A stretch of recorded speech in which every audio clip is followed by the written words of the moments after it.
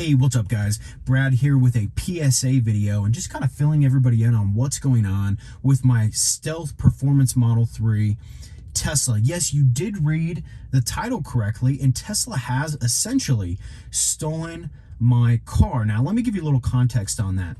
I own a Stealth Performance Model 3, and what that means, if you're not familiar, what that means is the Stealth Performance Model 3s is a run of vehicles that Tesla has told me they've made less than 3,000 in the Model Y format. Now, out of the 1.2 million-ish vehicles they've sold in the Model 3 category, that is a very small batch number. Now, the Performance Model 3, the Stealth version, is missing the performance wheels, performance brakes, suspension, carbon fiber spoiler, and the metal performance pedals on the vehicle. The only thing you have are the performance motors. And so you wouldn't really know that it's a performance vehicle other than the software and the little badge in the back, and obviously the way it drives. It's very fast. In most cases, it's faster than even the standard performance vehicles because it has less weight. So anyway, enough about that. If you didn't know, that's what a Stealth Performance Model 3 is. And so the question is Tesla going through on these 3,000 or less Performance Model 3 minuses, or P3D minus, they're also known as, and taking the software off of them that deems them a performance vehicle and essentially downgrading that vehicle by $7,000, $8,000, $9,000, $10,000 overnight and just making it a standard long range? That is the question. And if so, that is a super dangerous precedent to set. There's no way I would go and buy let's say a Porsche 911 Turbo from Porsche. I buy it used on the secondhand market even. Then Porsche, I bring it into the shop and they say, oh, hey, we've actually downgraded it to a Porsche 911 Carrera 4S. And you lose value on it. That just doesn't happen. But with these e-vehicles, well, it looks like it can happen. Now, I put this video up initially about 10 days ago. And I took the video down right away because I actually wanted to give Tesla a little bit of a break and see what they were going to do for me when I discovered this happened. So here's what happened. About 10 days ago, I got an update on the vehicle, and I saw, when I was going through, I clicked on software, and I saw, normally it says Model 3 dual motor and has a red line underneath it to signify that it's a performance vehicle. But this is what I saw.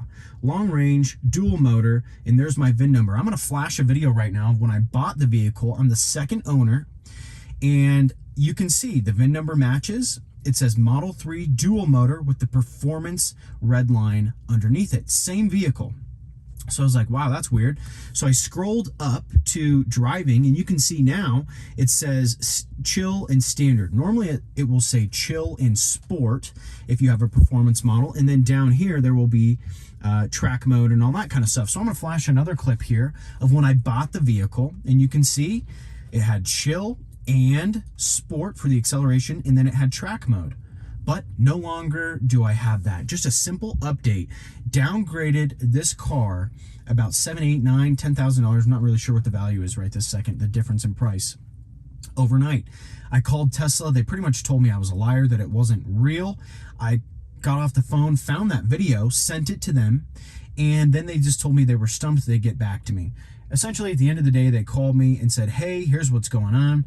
You do have a Stealth Performance Model 3. You've got the performance motors in the vehicle, which I already knew. You just don't have any of the other stuff, and I knew that. They said the problem is you do not have a performance VIN number. And so normally, even on these Stealth Performance Model 3s, the VIN number is going to have a performance model VIN number. Mine apparently does not.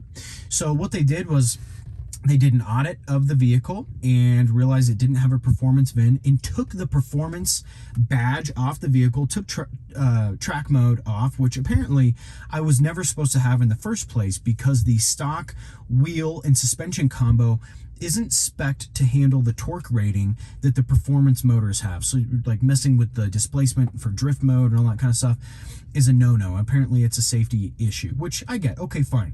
Take track mode from me, but don't take the Model 3 performance badge from me, because now we're talking about a car that's essentially been devalued and I'm sitting here holding the bag. So I asked the guys, like, what am I supposed to do? I cannot go to the guy that sold me the car and say, hey, you didn't sell me a performance vehicle, you owe me money, because he did sell me a performance vehicle.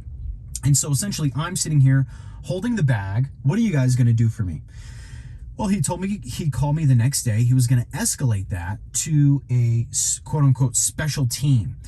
Well, the next day rolled around, which was Wednesday, didn't hear anything back. Thursday rolled around, I didn't hear anything back. Now on Thursday, that was a special day because I was picking up a brand new 2021 Performance Model Y, brand new. I sent an email to the guy that had been helping me out, and I said to him, hey, so stoked, just about to go pick up the Performance Model Y. I didn't hear from you yesterday. I'm just touching base to see how the investigation is going on my vehicle. He pretty much responded, or I'm sorry, he didn't respond back.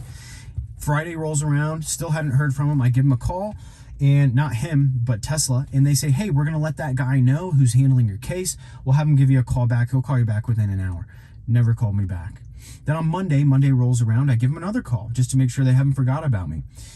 That guy was a little bit more sympathetic to me and said, hey, I'm going to reach out to this guy and his supervisor, and they will get back to you within an hour. If they don't, call back and get on the phone with the supervisor. Well, lo and behold, they never called me back. I called back at the end of the day on Monday, and the supervisor told me, hey, the special team has until Tuesday to handle this. They will call you back as soon as they've got this done on Tuesday. Tuesday went by, Wednesday went by, nothing, no phone call, no emails. And now it's finally Thursday. And so I called and demanded to speak with a manager, which apparently I got put in touch with the head manager or supervisor with the support team. And I could not go any further up the chain, according to her. She had little concern as to what was going on with my vehicle, didn't understand why Tesla would really be liable to fix the problem, and essentially told me I needed to schedule a service appointment with the Tesla shop to make sure that the motors are actually performance, and from there she couldn't tell me what they were going to do with it. It was actually in their hands.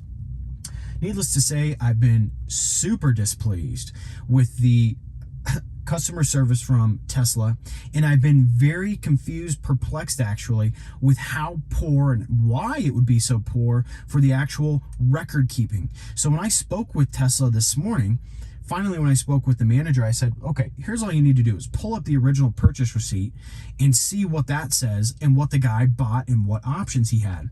She said, well, when I pull that up, it actually says that you are the original owner, and when I pull up the original receipt, it actually gives me an error code. So they have no record of what the vehicle actually was purchased for or who actually owned the vehicle.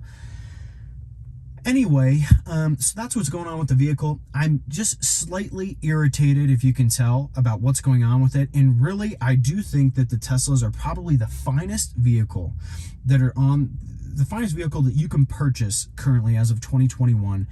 And I think they're easy to drive, they're fast, they're sporty, they're comfortable, and they're low maintenance. And then you don't have all the other stuff like an internal combustion engine would have, like, dealing with filling up with gasoline and just exhaust when you pull into your garage and all that kind of stuff. So I think they're very fine vehicles, but how Tesla handles this when I go into the shop next week and how they take care of me is really going to determine whether or not I keep the vehicles or continue to support them, or if I just sell both the downgraded Model 3 and the brand new Performance Model Y that I just bought, go back to Toyota, buy a Land Cruiser, go over to Porsche, buy a Porsche 911 Turbo, and I'm done with it. I'm just done with Tesla after that. So we will see what happens. I'll do an update video on this just to let you know what's happening.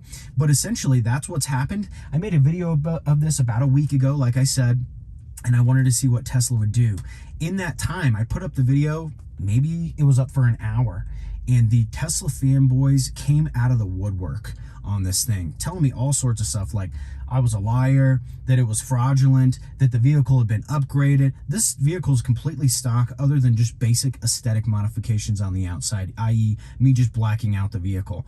Everything else is stock. So for you little fragile Tesla fanboys, this is not a game, this is not a gimmick, this is real, and I'm going to do an update video soon. I'll let you guys know what happens.